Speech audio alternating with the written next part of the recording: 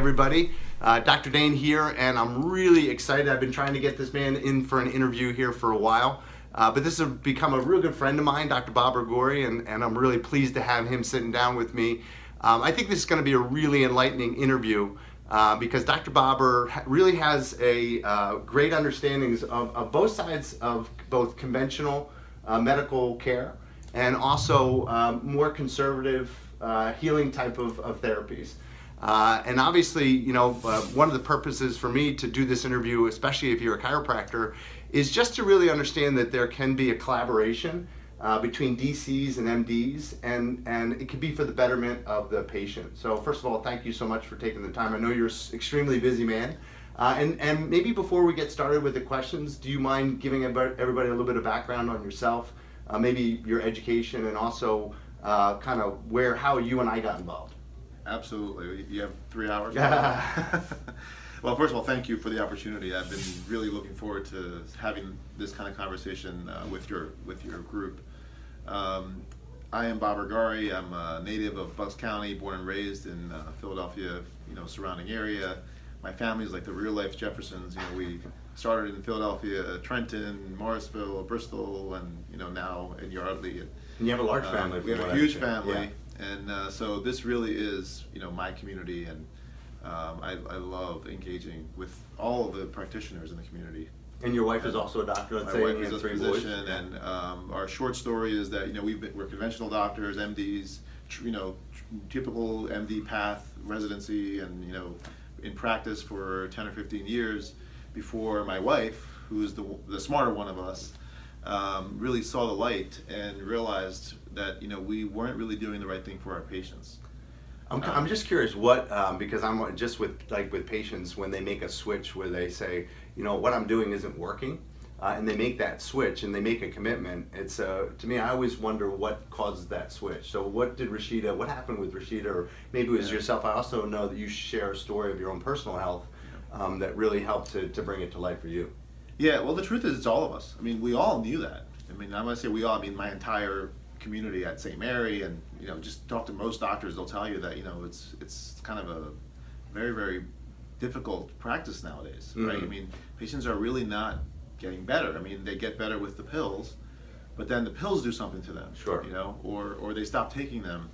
And what Rashida realized, and then I kind of followed, was that we really weren't treating the root cause, and why were we not doing anything beyond pills and pharmaceuticals and invasive procedures and all the things that we do in conventional practice? Because there's tons and tons of evidence, Sure. And at the end of the day, it was really that we were too busy to see what the evidence was, and really have an open mind. Even someone who, like me, who I feel like I have an open mind, I was not open-minded. I was one of those guys. I would see the vitamin D study and I'd say, oh, that's not going to help my patients. Sure. And I would keep going. But I was wrong, and I'm very, very thankful to my wife. She's saved my life in multiple ways. But since we've kind of transitioned our practice to an integrated model of care where we still use pharmaceuticals, but they are now in our back pocket, right, as opposed to cocked and ready. Sure. 10 seconds into your visit, you got a script. Sure. We try not to use them, and we're spending the rest of our career. We spent the first half of our career giving scripts, and now we're going to spend the second half of our career taking them back. So what's been the changes that you've seen the first half of your career, and I don't know how long that is, versus the second half? Yeah. Can maybe you just share some of the outcomes that you've seen on the, both sides? The philosophy is different. Right. In the past, it was about getting that patient in and making sure they were okay and treating them. Obviously, we're internists, so giving them pills was what we do. That was our kind of primary practice. And it was about making sure they come in and having the right follow-ups and treating the symptoms and making sure that the medicines weren't doing more harm than good. And now it's completely kind of the opposite. We don't want them to come back. We want to get them healthy. We want to educate them. We want to train them on what it takes to stay off of the pills and actually cure the primary condition and getting at the root cause of their illness. So it's been wonderful. Very, very fulfilling. And what kind of changes have you personally seen? Because obviously, one of the things that we're passionate about as 8 Weeks to Wellness doctors is we really want to objectify our changes pre and post, because we do feel, And I feel like you said, that there's a lot of doctors that just don't look at the evidence. Right. You know, we're screaming from the rooftop. We see, you know, a pre-diabetic patient, Yes. and in 8 weeks, you know, their A1C is down dramatically. Yeah. They've lost 20 pounds of fat. Their blood pressure is coming down, and the evidence is there. The evidence you is know, there. but I feel like, well, why aren't more doctors taking a look at this? Well, the truth is, you know, you think about it, we have this armamentarium of treatment, right? And it's pharmaceuticals for Right. the most part. I mean, there's other things too. And, you know, we know from the evidence, you know, and now the community knows as well, that eating better, you know, makes you feel better. Sure. But is it better to write a script? Is it easier to write a script, or is it easier to have a 45-minute conversation about transcendental meditation? Of course. Right? Of course. And for some patients, no matter what you say to them, it's a very difficult conversation. So, and then we don't have time, especially if we're being paid, you know, by conventional payers. Sure. You know better than I do. Sure. You have a fixed amount of time with that patient. Sure. And so the system is not really, although we're trying with value-based purchasing, and you know that's a curse word for a lot of us. Mm-hmm. But the system is trying, but the system is not set up to be successful in looking at the evidence and giving us the time as practitioners, all of us, and not just MDs, but DCs and everybody. Right. You know, we don't have the time to really look at that evidence, and we really have to use our personal time to do it, which I think is the big issue here. Yeah, so the economic drivers, you know, as I like to say, healthy people don't make people a lot of money. Sick people make a lot of people a lot of money. And so how do we change that? You know, and I think it's really interesting as I've come to understand your role. You're a chief medical information officer at St. Mary's, which is our local hospital. So you really have a kind of unique perspective, because you're not only a medical doctor taking care of patients, but you're seeing all this data of what's working and what's not working. And you know, obviously, this is not necessarily a free market economy in healthcare, because somebody else foots the bill. Yeah. And I always say, you know, I have a kind of a unique analogy, but nobody ever washes their rental car before they return it, you know, because it's not theirs. And when people aren't literally, you know, they're paying for it indirectly, you know, through taxes, and they're paying through the health insurance that's obviously taken out of their pay, but they're not directly paying for it. And I think that that's you know, therein lies the problem. Yeah. So, you know, how do you see that in your role as chief medical information officer? Like, how are we going to change this system? It's extremely difficult, but you know what? I really feel like it's changing. This morning I was in one of our leadership meetings, and our CEO, who's a fantastic guy, he's been trying to set us straight at St. Mary. Like every hospital, you know, we took a big, pretty significant hit since all this legislature has gone in place. And although our kind of overall picture is much better than it was a year ago, our volumes are down. Our hospital volumes are down, and our ambulatory volumes are up, which is exactly what we need to be doing, right? We want patients to be too sick, you know, to not be treated in an ambulatory setting. We don't want to treat patients in the ED. We don't want to have patients have to be admitted. Sure. And so value-based purchasing is working, although it's very, very slow. And it's also very, very expensive. And so the way that we have in our practice, we decided, and it really was Rashida, my wife, who decided that, you know what, I don't want to do this anymore. I'm going to take this, you know, kind of extreme path. She took a break. She took about a year to train. She and I both got board certified, and she really carried me through that process. And since then, it's been, you know, it's a life. We know that it's a lifelong learning. You know, our careers are lifelong learning. Sure. And she's still learning, even 2 or 3 or 4 years later, as am I. The difference, though, is that we're very passionate about it. It's fun, you know, and it was fun before, but for a while it wasn't. You know, I think we got burned out. And that's the difference, is that, you know, creating passion, raising awareness, and just using the data, because there's so much data out there, and the majority of us don't know it. You know, so I've been an evangelist, you know, of an integrative approach, trying to raise awareness of the studies, raise awareness of the literature that's out there, and it's been really fun, actually, because I've always done that. You know, I'm kind of known as the data guy, and so when I come at somebody, you know, with chiropractic or acupuncture or, you know, any kind of non-pharmaceutical approach, I have the study, I have the data behind me, you know, and most people know that. So, especially within the community, I've had some really fun discussions with my colleagues. about some of these things. Oh, I'd love to be a fly on the wall in those Yeah, conversations. it's been really fun, and what's really even more fun is when I realized that some of those people are actually your patients. Yeah. There's definitely some of the doctors who've actually been through agency wellness. As am I. And yeah. I'm a patient of yours, obviously, of all of you here. Yeah, at Wellness Solutions. That's awesome. So just to make this real, because with the doctors that we coach, we do have to have financial considerations for patients. Yep. And so I know that you and Rashida in your practice are just basically all cash. That's You exactly don't right. accept Yep. insurance, Yeah. which I think is Yep. fantastic. You know what? You can't deliver this care under conventional insurance. I mean, they'll pay, but they don't pay enough. Right. I mean, we're spending an hour and a half with a patient. They want us to spend 25 minutes or 30 minutes with a new patient. We can't do that. Our intake form is 34 pages long. And we review that even before the visit itself, right? Sure. So the total visit is actually 3 to 4 hours. Right. I mean, if you think Of about all the your things time. that we actually do, of Yeah. our time. Right. So yes, it's not cheap to see us, but the value that you're getting is way more than in the conventional system, right? Where you're spending maybe half the absolute amount, but the time you're getting is way less. So you're actually getting a lot more time with a board certified clinician in one of our visits than in any visit in conventional, in our own visits in the previous practice. Sure. And so we were forced, we didn't have a choice. And honestly, it's better that way, because even the guidelines and the practice of medicine, as you know, is an art.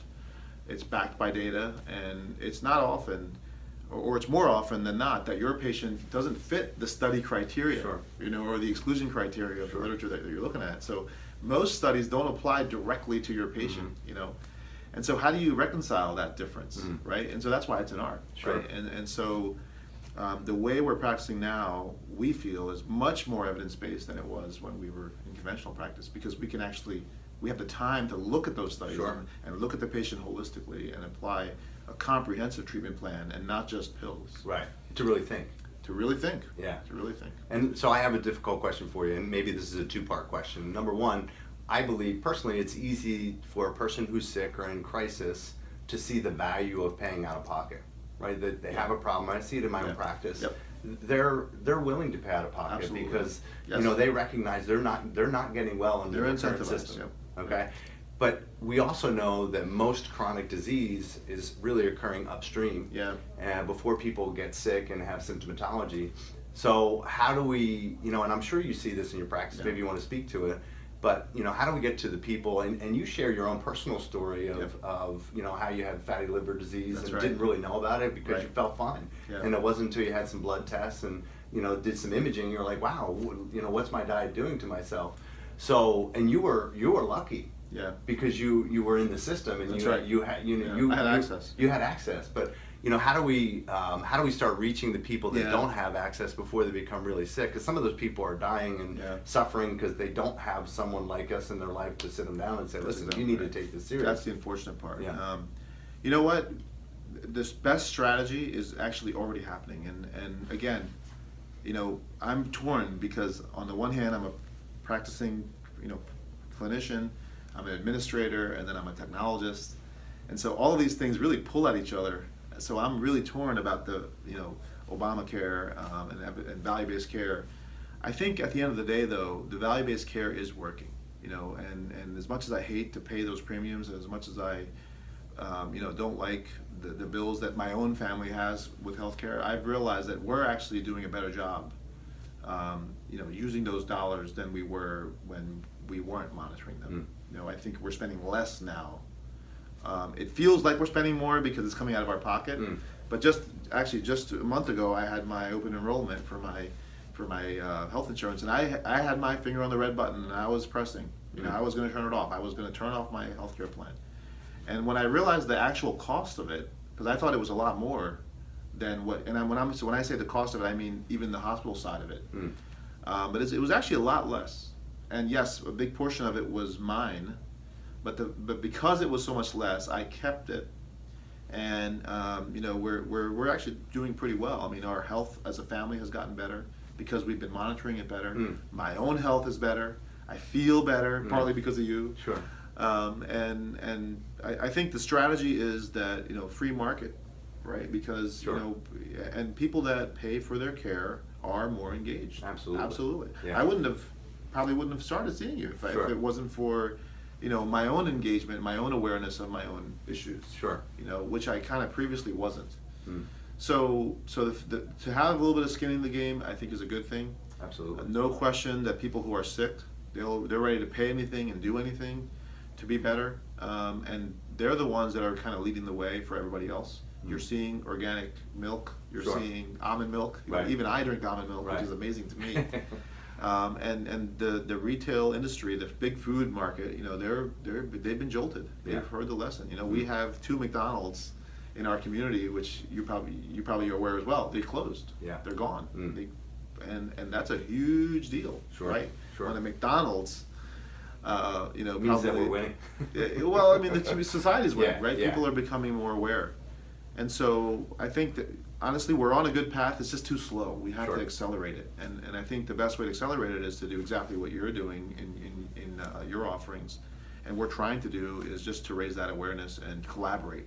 The more we can collaborate with each other, the more we can open each other's eyes. That look, you know, if you get this non-pharmaceutical approach, or sometimes this pharmaceutical approach, it's better for the patient, and it's cheaper. Sure. Right? And the patient will get better faster, and you know, that's at the end of the day, that's what we all want. Okay, so let's switch gears for a second.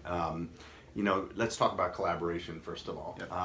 You know, I love these types of conversation. I really have want to thank you for the relationship that you and I have developed, because it's to me it's all about patient care, and it's also about enjoying it. You know, it's I want to come to work and not only help It's serve fun patients, healing patients. Yeah, It's fun when it they really get better, is. right? It is, and the collaboration is so important to me. Yeah. And I think there's other doctors out there who want to have these type of collaborations. Yeah. You know, so you know, maybe from obviously from a medical perspective, how can we get more medical doctors to kind of engage in the process of sitting down with chiropractors and having heart-to-heart Yeah. conversations like this? Yeah, honestly, and this is hard, is that you have to ask patients, you know, first of all, get a feel for the doctor that sent you the patient in the first place. Obviously, if you got a referral, then they're probably believers already. Sure. Nurture those relationships, Mm. right? Because they have friends and colleagues and other patients.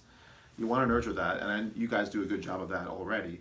But reaching out to new people and you know, getting on the medical staff, you know, of your local hospital. I know that's kind of a controversial topic in some places. Unfortunately, at my hospital, it's been a controversial thing.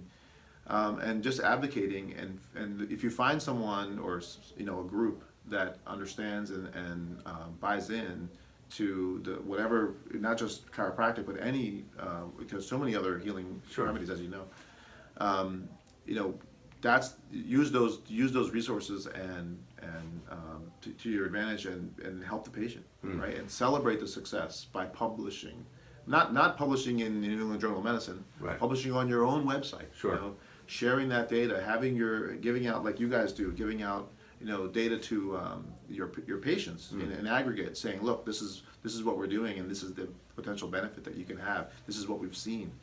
And social media, the power of social media, I mean, I've always known how powerful it was.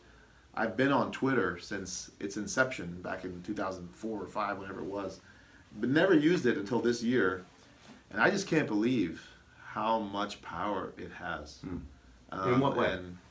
Well, just a simple example, I'm going to be taking a trip next week, international trip, and I was trying to make an appointment with the passport system, and they have a really nice system online where you can log in and make an appointment. It didn't work. You know, the email confirmation never came, and I kept making appointments, and I'm sitting there twiddling my thumbs. So somebody gave me the idea, and I went online, and I said, you know, at Philadelphia government, right? It's not working, you know, basically. And the next morning, it was fixed. Wow. And I got a response from somebody saying, you know, this is actually a federal government thing. But I couldn't believe that you got that kind of response in under 12 hours. I mean, Wow. that was really amazing. Because That's I just thought it was, you know, I kind of gave up on it. But so anyway, that's an unrelated example. But the power of social media, people are out there listening and watching. And the more conversations you have, especially in the public, especially if it's backed by data, I mean, that's it. What else do you want? I mean, if you have data to support, you know, the point that you're making or the argument that you're making, and you have the time, because again, that's what kills us all, right? None of us have the time to take this. It's easy to be passionate. It's easy to be passionate about it because we all got into this business, whatever our respective practitioner business is, to treat patients. And when they get better, it's easy. Sure. You know, and to put aside a little bit of time to have those conversations, or somebody in your group, you know, or somebody that can represent you, you know, getting to them and asking them to represent you is, I think, a big part of how we're going to collaborate better. One thing that I've always found that works for me is to ask patients when I sit down with new patients or in a reevaluation is, who's your family doctor? Yeah, you know, exactly. and who are you seeing? And Exactly. you know, and then maybe reach out to them and just Exactly. say, hey, you know what, you know, That's exactly what I'm you know, saying. Dr. Bobber's a patient of mine, and I just Yeah. wanted to go over a couple things and get your feedback, Right. and just be open. You know, Right, that's really worked well for me. And honestly, you know, that's absolutely great when you have the positive results, but even if you're not having good results, those conversations might even be more well received. That, look, you know, I'm not having a good result with your patient, Right. which doesn't happen too often. Sure. But when it does, those conversations are very helpful because everybody wants to feel needed, right? Sure. Sure. You know, us MDs, we don't have the answer Sure. most of the time. Sure. So when someone asks us, a straightforward question about how to control pain or the things that we kind of do well, you know, we love to give That's a those great answers. point. I didn't think of that, but to go and, hey, could you help Yeah. me shed light on this patient? Because obviously you're their family doctor, you're their cardiologist, and Absolutely. you're their internist, and Right. you probably know this patient really well. Yeah. Is there anything that I'm missing? Right. Well, You know, how or else just do your you- opinion. Your Yeah. opinion is always right. Sure. Right. Sure. Absolutely. I love that. And that can foster a relationship. But recognizing that not everybody, you know, is socially Right. adept. Yeah. But that's okay because Yeah. you have to be professional, Sure. right? And you have to make that decision that, look, I'm going to try. Sure. You're not going to be successful every single time. Right. And They're more likely to return your call about a patient than they are just reaching out. yeah, and unfortunately, I was trained in a very hierarchical place. I had a wonderful training, but I had got some really bad habits. And fortunately, those habits were drilled out of me very quickly after I finished my training. But you know, if you're not willing to take some criticism or get some bruises in that process, you know, you probably won't be successful. Right. You know? That's great advice. All right, so let's switch gears and let's talk about your practice at Salis WellCare, because I think it's fantastic what you guys are doing. But maybe can you give us the Reader's Digest version of your clinical approach to patients, and maybe how that differs from your previous approach? Yeah. Well, thank you for asking, first of all, because it really is very prideful. And what's great about this is that this was not our invention, right? We trained in this integrative approach to care. And what does that mean? And you guys in chiropractic know already that it's a holistic approach to the patient. In the past, we had a specific, history and physical that we did, and when it came to things like mood and stress level and those kinds of things, we may or may not ask, but it was not a factor in most of our thinking. And now it's the primary factor, and the diet is the primary thing that we're focusing on. And I think we're doing exactly the same thing, the same history and physical in terms of the approach, but we are turning upside down the factors. So obviously the symptoms and things like that are still paramount, but the role of stress, the role of a recent death in the family, or even something happy like a baby or a grandson even, these things are also impactful. Sure. It's stressful in a good way, right, but it's still stress. Sure. And these kinds of things absolutely, as you guys know, impact the patient and can really be the difference maker in whatever's going on with the patient. And so, and the other thing is, we have the time now, whereas in the past we wouldn't get into some things that we knew were important because we knew that it was going to take a lot of time. But what's very gratifying to us is even after a single visit, patients say they feel better. And we really haven't done anything yet, except for the conversation. Sure. And when someone Which says, goes to show you how much stress it's such and an giving people incredible, hope. Yeah. it's such an incredible force, the stress, right? I mean, so just relieving that stress a little bit, or maybe a lot, with the conversation, Sure. just listening, Right. And that's one thing that I know that I didn't do well not as well as I do now. I think listening is something that we can all do better. And the integrative approach is based on that. You have to listen. And so it's been difficult to retrain ourselves to take that time, and especially for me to listen. But it's been a lot easier for my wife because she was always a good listener anyway.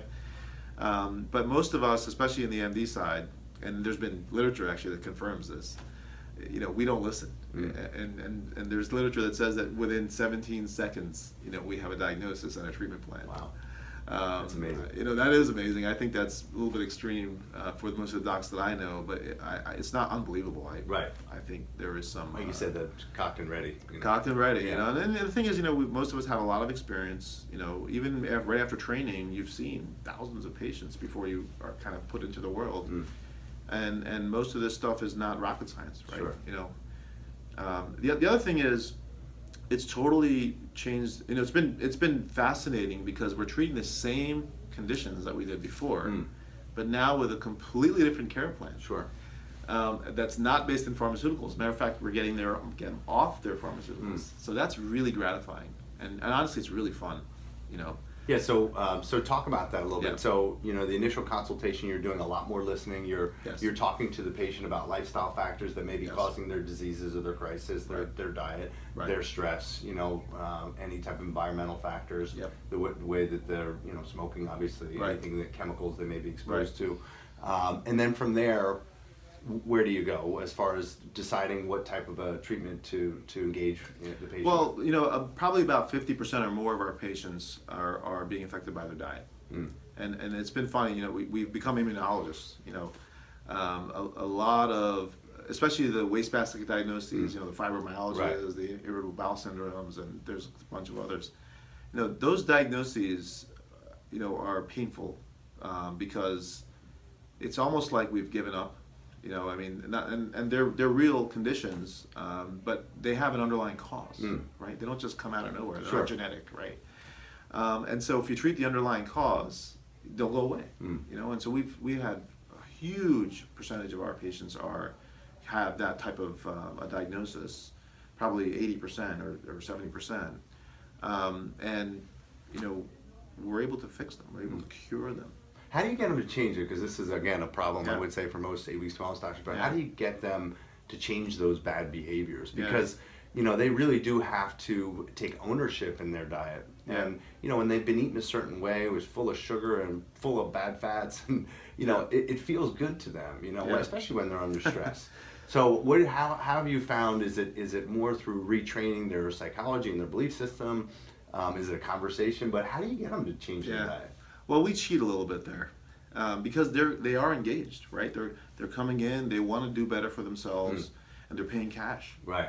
So they're ready to try whatever because they've already tried everything else. Sure. And they've been to 7, 8, 9, 10, 15 doctors. We have one person went to 28 doctors. Wow. And he's got a benefit. Within 2 or 3 visits, he was almost 100% better. Wow. I misspoke earlier. I was saying we have a huge percentage of patients that have those wastebasket diagnoses. That's not what I meant to say. I meant to say that we have a huge percentage of those patients, in our practice are seeing a huge benefit just by changing diet, lifestyle, and stressors. Right. And what's amazing to me is, it's really fun for me because now I'm like known as the integrative guy, at my hospital, and so every now and then, about once or twice a week, one of them taps me on the shoulder and says, I'm meditating now. Oh, that's awesome. and that is awesome. Yeah. And that is awesome. And a huge validation. You can't sell what you don't know, we always say. It's amazing. Yeah. And what's really validating for me and Rashida as well, my wife, is that, we have a pretty good number of St. Mary docs in our practice. And the nurses. And the nurses are smarter than us right from the beginning. But, and that's a big validation. Sure. And at the end of the day, if they weren't getting better, we wouldn't be this enthusiastic and excited. Sure. And I should mention our actual business, because like it or not, it's a business. Of course. Is really flourishing. I mean, we had this 10-year plan to develop a center, because today, if you want to go to a center, you got to go to Jefferson or Penn or Hopkins, and who wants to go all the way out there? Right. So we wanted to develop a center, similar to that model, And that was a 10-year plan that we're doing in 3 years. We're about to close on a building now. That's fantastic. So yeah, I mean, this is the right way to go for everybody, no matter whether you're a doctor or a chiropractor or a psychiatrist or a physical therapist. You know, we all need to explore, you know, a holistic approach to care. And there is tons and tons of data and literature out there that can help us do that. Awesome. So last question, we'll wrap up. But what in your treatment approach, what would you say are the top 3 things, or maybe top 4 things that you see get the best outcomes with patients? Yeah. Number 1, first and foremost, is food. You know, our entire practice, I think, has been shifted to focus on what's going into your body. Okay. You know, and then number 2 is also environment, right? And I should just say, with food, really dairy and meat. Those are the 2, and chemicals, obviously. Those 3 things, because big food. As I'm sure you're aware, I mean, in the food industry, you can see, you just look at any supermarket shelf, you're seeing organic, you know, non-GMO, and you know, all these labels now. Because there's a huge market. Right. You know? So big food People is are getting educated. That's right. Yeah. That's right. And because they have to pay, right? Sure. They have to pay for their health, and they don't want to be sick in the first place, right? So I think those food definitely is pretty much every single patient gets a food prescription. And usually the prescription is not stop eating everything and become, vegan. A vegan, or Right. I mean, fast for the rest of your life. Not at all, because I'm a foodie. And, Sure. And I'd love to give you a reference to my blog post about the story that you're referencing with my fatty liver disease, which is now better. But no, it's about avoiding the toxins. Right. You know, processed meat is a carcinogen. Right. It's a class 1 carcinogen, right along with cigarette smoke. It's on. You can look it up. It's on the web. And I was amazed. My eyes almost popped out of my head when I saw the formal classification along with cigarettes on the same list. I mean, the list was 300 things long, but it was there. Right. You know, so processed meat, hot dogs. I love hot dogs. Sure. You know, I don't eat bacon, but people love bacon. Right. You know, the things that we eat all the time. And it explains why our risk for colon cancer is 5 times higher than every other country in the world. Absolutely. You know? So food is number 1. Okay. Lifestyle and genetics is number 2. And we used to think that I used to think that if you have a genetic predisposition for diabetes or hypertension or cholesterol, that's it. Nothing you can do. Right. Absolutely wrong. Right. Absolutely wrong. And the data convinced The data absolutely. And so just think about BRCA, right? Sure. The breast cancer gene. It's very, very high risk. If you have BRCA, you have a 50% chance of developing breast cancer. It's not 100%. Right. Why are 50% of those patients not getting breast cancer? Right. Epigenetics, right? Absolutely. Right. So you're activating those genes somehow. Correct. Is it sunlight? Is it food? Is it environment? I mean, Yes, you can ask. Yeah, exactly. It is. So there are absolutely ways to mitigate, that risk.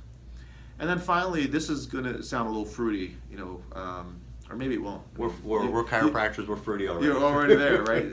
But honestly, and this was a question on my integrative board exam, which was a really, really hard exam with physiology and very, very tough exam. But I'll never forget, and I love telling people this.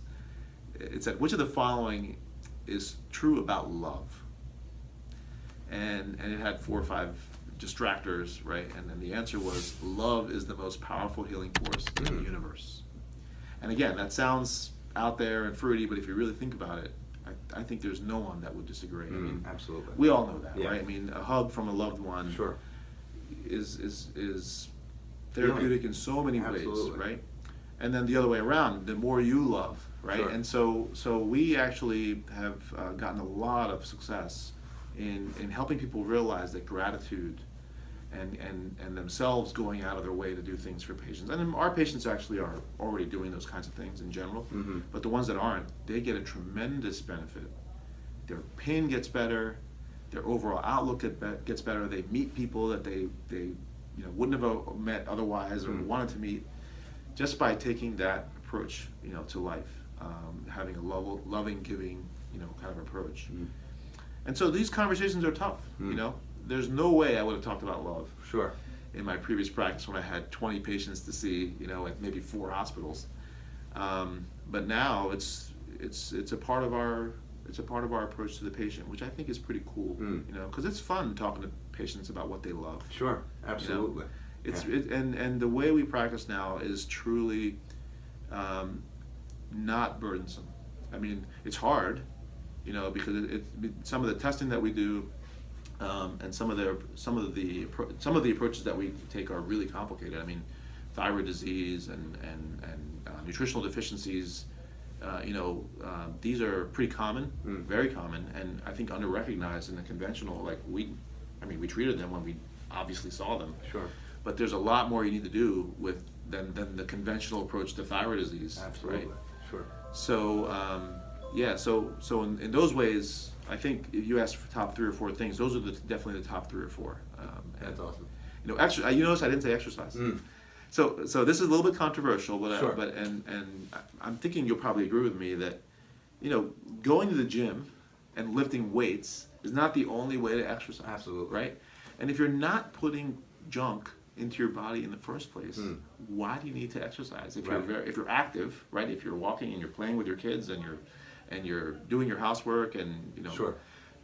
Or maybe, you know, hiking every now and then, or playing basketball or tennis, or Sure. whatever little bit of activity you have is enough. You know, because we believe that 80% of your weight or your body habit is based on food. Absolutely. And 20% is your activity or your exercise. Sure. Right. So if you're eating right in the first place, you should exercise, but I don't call it exercise. You should be active. Right. Right. And if you like exercising, if you like going to the gym, or if you like, you know, running marathons, wonderful. Right. Run them. Right. You know, but be careful with the marathons, because Right. there's data against, you know, marathon runners now. I totally agree. Yeah. And this is the part why I love this conversation, because as chiropractors, we're mechanists. We understand Absolutely, that yeah. posture and movement are two synonymous things. Right. And so to exercise properly, you have to have good mechanics and good movement. Exactly. And because if you don't, you're going to, when you go out and run a marathon, you're going to blow out your knee or your back or something like that.